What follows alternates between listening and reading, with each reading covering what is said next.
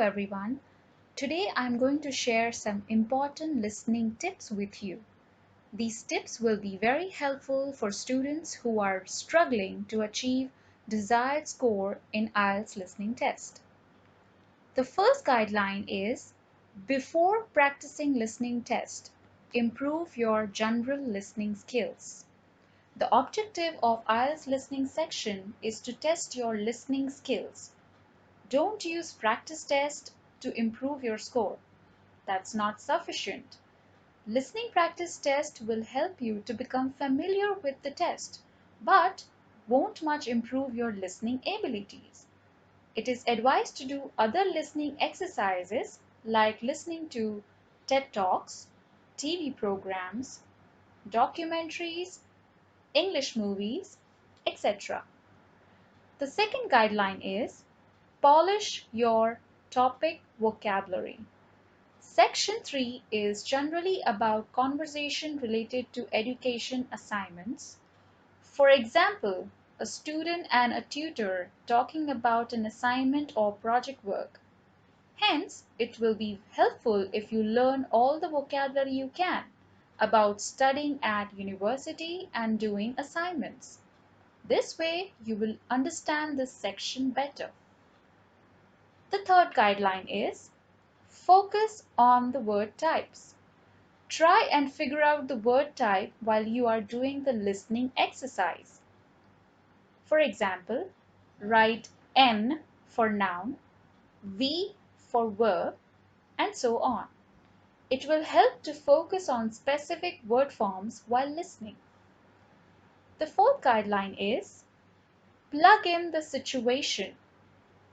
Listen carefully to the introduction before each part that tells who are the speakers, why and where are they speaking. This helps in understanding the recording. This information is not written on the question paper, so be attentive. The fifth guideline is don't lose attention. You will only hear the audio once. So if you did not hear some words and passed over some questions, don't worry. Leave them blank and focus on the following part. Review those questions at the end of the section. Otherwise, you will only miss more questions and jumble in the recording. You will need to read, write, and listen all at the same time. The sixth guideline is watch out words indicators. Now, words such as however, but, finally, then are good indicators to anticipate what the speaker is about to say. Listen to these words carefully. The seventh guideline is don't write answers too quickly. Well, a lot of students fall into this trap. As soon as they hear the needed information, they take it for the correct answer. But sometimes this information is repeated or corrected further in the section. The eighth guideline, check for silly mistakes.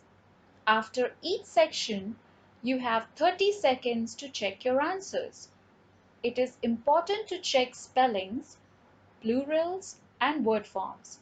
Remember that only correctly written answers will gain points. The ninth guideline is don't leave any blank answers. You won't lose marks for incorrect answers. So even if you don't know the answer, it is better to write something in the answer box. Read the question again and make a guess. Thank you for watching the video.